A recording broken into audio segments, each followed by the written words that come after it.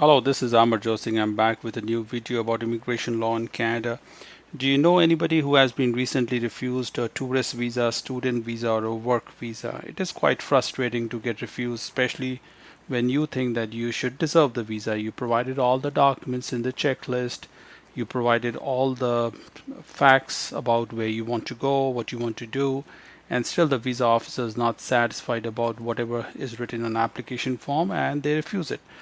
Uh, they will sometimes write clearly what the reason of refusal is. If you have patience, you can always resubmit the application with those deficiency corrected. Missing documents, you can put them again and apply again. The problem is it will take some time, and second, it will take new money. For example, earlier you paid the application money, now you have to second application pay it again, so you have to spend money. But what if there is something in the application itself for which you were not satisfied, or you think possibly requires a review, or we use the word reconsideration after refusal. So if you look at the screen, applicants or the reps often submit information after refusal and request that the officer reconsider the decision. I mean, we think that the visa officers sitting in big building inside the enclosed, they don't talk to the public. Of course, we don't know what to, what and how to tell them about something that you want to explain about the visa application. But of course, you can write a written letter or an email asking them to review or reconsider their decision about a certain refusal. I think they will look at it and they will decide. It is under their discretion. They can open the file one more time or they can let it go as it is. So let us read on the screen. If an office receives a request to reconsider a decision, an officer must consider the request and decide whether or not to exercise the discretion to reconsider the previous decision. The legal doctrine of functus officio does not automatically bar reconsideration of final decision. So what it means is that just because one application has already met its life, whatever need to happen in that application, it has already gone beyond its valid period and the purpose. That doesn't mean that it cannot be reopened. That's what the reference to is MCI versus Crocal 2010, Federal Court of Canada 230. The decision maker may exercise discretion to reconsider or refuse to reconsider the applicant's request for reopening, of course. However, reconsideration should only be done where warranted in exceptional cases. So, an applicant's dissatisfaction or disagreement does not by itself qualify as an exceptional case. So, of course, the onus is on applicant to satisfy the officer that the reconsideration is warranted. So, I'm presenting some factors that, if those factors are in your case, I think then it's a highly likely chance that your case can be reopened and somebody will take a new look at the application itself. So one of them, the first one is called principles of procedural fairness. I'll give you an example of, I had some recent examples. I was successful in having them reconsidered and they were open even though they were refused earlier. So principal fairness, procedural fairness is something like, for example, if I'm applying for a work permit for a dependent on the basis of the spouse who's already in the study permit, and I am listing in my application that this student in Canada is on a full-time status, and the embassy says, sorry, we are not, we are not satisfied. I don't think they are on a full-time status. So that is a good reason for me to request a reconsideration, because I think either the visa officer did not clarify with me or with the applicant that whether they really are on the full-time status or not.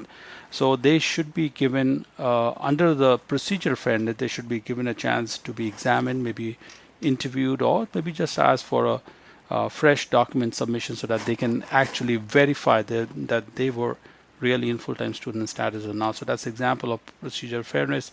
Anytime there is let me just think of one more example. Let's say I'm applying for express entry, and I'm producing experience documents saying that I'm working in this company, and the visa officer is not satisfied that I'm actually working in this company and maybe not full hours or salary or something. So they cannot deny arbitrarily. They have to give me a chance so that I can explain myself either in letter or physical submission of documents, or lastly the interview. So that's called procedure fairness. If the procedure fairness was not observed, then it's a good chance that if I ask for reconsideration, that will be applied for, and that I think they will possibly reopen. Second reason is whether the applicant has requested correction of a clerical or other error. If there's any error I made, once the application is done and I discover suddenly, oh, I made an error, maybe I wrote a different date of birth or different something else, that I should not have written, and based on that error, and that could have been a material towards disapproval of the application, I think I should first of all, I should let them know immediately, as I know, even if the application is under process or after the application has been already been disapproved, then I should tell them, look, I made a mistake and I think I need a review, and I think they will likely reopen it. Look at number 3. If new evidence is submitted by applicant, is the evidence based on facts. The facts that arose after the original decision was made and communicated to the applicant is material and reliable. Decide whether evidence would be more appropriately considered in context of new application. So there could be other things like, for example, earlier possibly I was in a I was in a marriage. So let's say this is a spousal application. I was in a marriage relationship, and I did not have enough. It was called proof of relationship. And after my application for spousal visa is pending, and I have new evidence, maybe like birth of a child or something else that shows stronger interdependent relations between spouse and the principal applicant, the sponsor and the principal applicant, then I should ask them for, even, and if it's disapproved, spousal applications are a little tough, because once they are refused, they will lead to appeal. But till the time it is. I'm thinking maybe the interview has not been called for, and they're thinking and processing something. I need to produce that new evidence and ask them to reconsider the file, reconsider the factors what they are looking at. So that's very important. New evidence sometimes may tilt the direction of the application, too much in your favor. So that's a third reason. Look at the fourth reason: when additional evidence is presented that was available at the time of original decision, why it was not submitted at the time of original application, and determine that the evidence is material. I can think of one case where we had submitted an application, and the application was refused because the visa officer thought there was not enough financial resources for a visitor visa, financial resources available for them, for the applicant to undertake the expenses when they go to Canada. And I knew we had submitted something, but we had more evidence to submit, like a new tax return, or like a fixed deposit statement of of the applicant, which was not submitted earlier. So when additional evidence is presented, and even though it was available that time, but we could not, or for some variety of reason, it was not submitted in the first instance. So that is a good factor by which I think they will look at favorably to reopen and reconsider the case. Look at the next one: the passage of time between the date of original decision and date of reconsideration.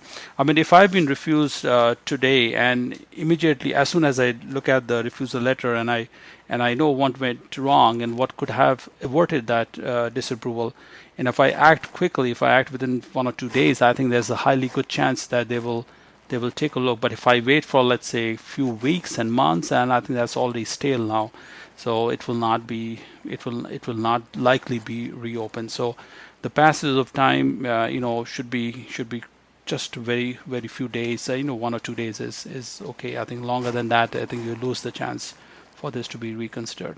Lastly, were there any concerns regarding fraud or misrepresentation regarding to material facts in the original decision?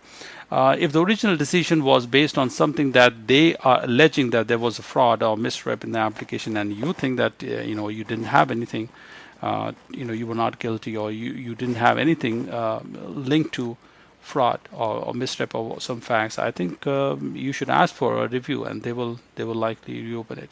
It is preferable that the initial decision maker review any request of reconsideration. However, it's not positive request can be reviewed by a different decision maker as long as it has authority. So, guys, the fact is, don't be disheartened if your application is refused.